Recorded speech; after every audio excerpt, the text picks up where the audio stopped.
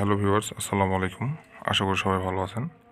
আপনাদের দয়া আল্লাহর রহমতে আমি অনেকটা ভালো আছি। তো ভিউয়ার্স, বরাবরের মতো আজকে আমি আপনাদের মাঝে আবারও একটি বশীকরণ মন্ত্র নিয়ে আসলাম।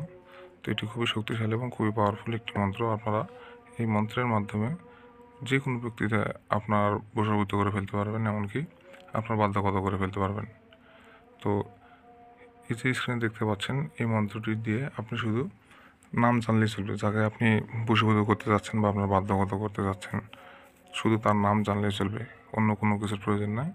শুধু আপনি নামটা সংগ্রহ করবেন, নামটা জানবেন, তাহলে এই মন্ত্রটিকে কাজে লাগিয়ে আপনি আপনার কার্যসিদ্ধি সম্পন্ন করতে পারবেন। তো কীভাবে আপনারা এই ছোট্ট একটি মন্ত্রকে কাজে লাগিয়ে আপনার মনের মানুষকে বা আপনার পছন্দের ব্যক্তিটিকে আপনার কাছে পেতে পারবেন, সেটি আমি ভিডিওর মধ্যে বলে দেব। তো আপনারা ভিডিওটি প্রথম থেকে শেষ পর্যন্ত দেখতে থাকুন, না টেনে না স্কিপ করে। কারণ টেনে টেনে বা স্কিপ করে দেখলে আমি অনেক কথা বলতেছি, এখানে মনে করেন যে অনেক নিয়ম মিস হয়ে গেল। এখন আপনারা অনেক নিয়ম মিস করে কাজটা করেন, কিন্তু আপনাদের কাজের ফলাফল আসে না।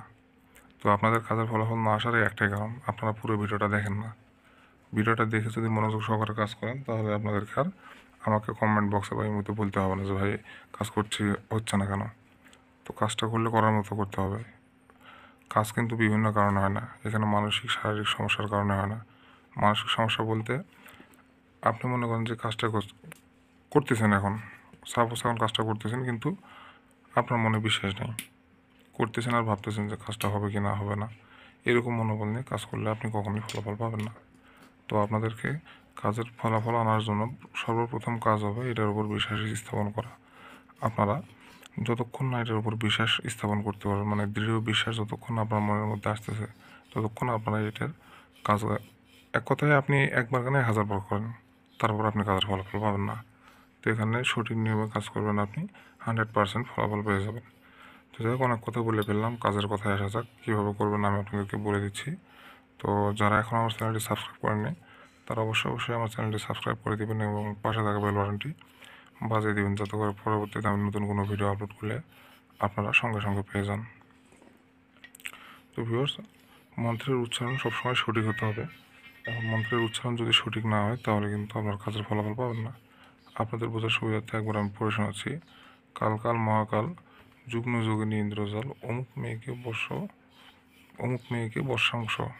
এই অমুক যে জায়গাটা আছে, এই অমুকের জায়গায় আপনার কাঙ্ক্ষিত ব্যক্তিটির নাম লিখে দেবেন। দেওয়ার পরে আপনারা এটি মঙ্গলবার অথবা রবিবার, এই দুটো দিনের মধ্যে যে কোনো একটা দিনে মাঝরাতে আপনারা 108 বার পাঠ করবেন। 108 বার পাঠ করে মন্ত্রটি সিদ্ধ করে নেবেন।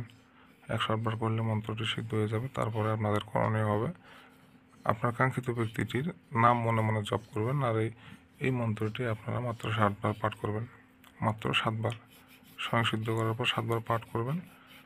আর যখন এটা পাঠ করবেন, তখন মনে মনে আপনার কাঙ্ক্ষিত ব্যক্তিটির নাম স্মরণ করবেন। ইনশাল্লাহ 100% কাজের ফলাফল পেয়ে যাবেন আপনারা। তো আমি যেভাবে বললাম এভাবে করলে আশা করি কারোরই কাজ বিফলে যাবে না। তো সবাই ভালো থাকবেন। যদি কোনো সমস্যা থাকে তাহলে ইমো নাম্বারে যোগাযোগ করতে পারেন।